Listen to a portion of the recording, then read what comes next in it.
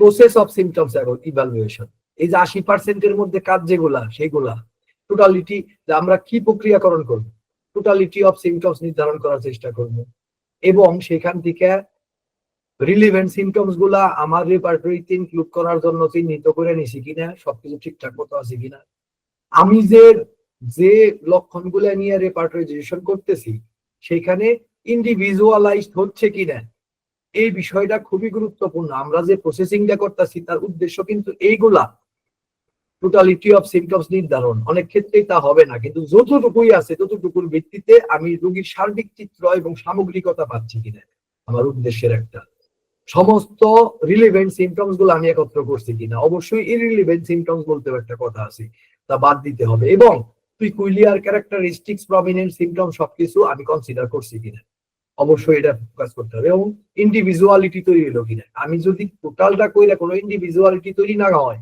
তাহলে আমার ইন্ডিভিজুয়াল ওষুধ পাওয়ার কোনো সম্ভাবনা নাই।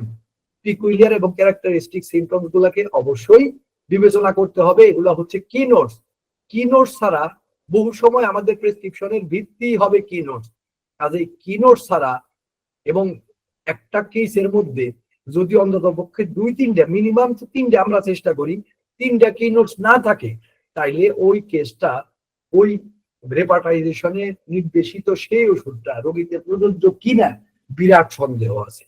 কাজে এই হিসাবটা আমাদের মাথায় রাখতে হবে যে মিনিমাম, এখানে বিরল মানে না হইলেও 2টা কি নোটস আপনার কেসে থাকতো, আর না হইলে পরে যদি আপনি প্রেসক্রিপশন করেন তাইলে অন্তত পক্ষে সেটা নির্ভরযোগ্য প্রেসক্রিপশন হবে না। আমি রোগীদের প্রগনোসিস করি আমার ক্লিনিকে, এবং ফাইনাল প্রগনোসিসটা করি কিন্তু রেপার্টাইজেশনের পরে। সেই প্রগনোসিসে আমি দেখি যে কতটা ক্ল্যারিটি আইছে আমার একটা ওষুধের ব্যাপারে, কতটা চিত্র ম্যাথমেটিক্যাল একটা ওষুধের সাথে মিলছে, কয়টা কি নোটস আছে। কি নোট জিনিসটা একদম foundation of a prescription and the total structure of prescribing. আপনি যে ওষুধটা দিচ্ছেন সেই ওষুধের স্ট্রাকচার, বেসিক অবকাঠামো হলো কি নোটস।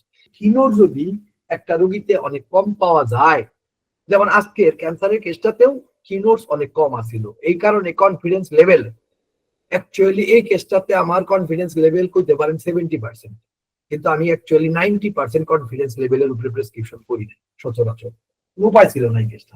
আমার কি এই কনফিডেন্স লেভেলটা খুব গুরুত্বপূর্ণ, এটা নির্ভর করে এই যে পিকুলিয়ার ক্যারেক্টারিস্টিক সিমটমস এবং দ্য ওভারঅল টোটালিটি, দ্য সামগ্রিকতা অফ দ্য কেস, তার উপর। তো এই ব্যাপারটা আসলো কিনা, এবং মেন্টাল ইমোশনাল সিমটমস এর অবস্থান কি, রোগী কি এই জায়গাটাতে আক্রান্ত হয়েছে, আক্রান্ত না হইলে নেকার সিমটমস এর কোনো গুরুত্ব নাই। যদি রোগীর এখানে প্যাথোলজি থাকে, এখানে যদি তার লক্ষণ উদ্ভব ঘটে, কতটুকু সংশ্লিষ্টতা আমি আমার কেসের বা আমার রেপার্টরিতে তারা আসছে, মোডালিটিস গুলারে আমি কতটুকু বিবেচনা করছি, প্যাথোলজিক্যাল সিমটমস এবং নন প্যাথোলজিক্যাল সিমটমসটা আমার কনটেক্সটের সাথে কতটুকু মিলিত হয়েছে একটা আমার রেপার্টরিতে, এই ব্যাপারগুলা আমাকে ভাবতে হয়, এই ব্যাপারগুলার প্রসেস করতে হয়। এবং এই সিমটমস অ্যানালাইসিস মেথডটা আপনাদের জানার জন্য শুধু বলতেছি।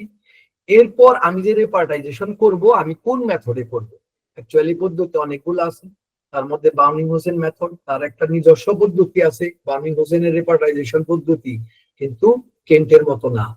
বার্নিং-হোসেনের এই প্রসেসটার নাম হচ্ছে পার্টিকুলার থেকে জেনারেল, অর্থাৎ ইন্ডাকটিভ মেথডে এই বার্নিং-হোসেনটা চলে রেপার্টাইজেশন, গ্র্যান্ড জেনারেলাইজেশন। হ্যাঁ, ইন্ডাকটিভ লজিকে বার্নিং-হোসেনের মেথডটা চলে।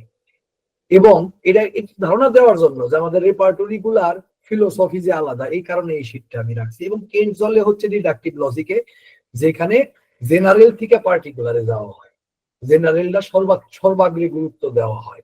এবং আমি নিঃসন্দেহে কেস টু কেস ভ্যারি করতে পারে, কিছু কিছু কেস বার্নিং-হোসেন মেথডে ভালো করতে পারে, তবে আমরা স্বাভাবিকভাবেই পছন্দ করি কেন্ট মেথডটা। এবং কি নোট মেথড, যেখানে এগুলা কোনোটা অ্যাপ্লাই করা যায় না, কি নোট ছাড়া একটা কেস আর কিছুই নাই, সেখানে কি নোট মেথড ব্যবহার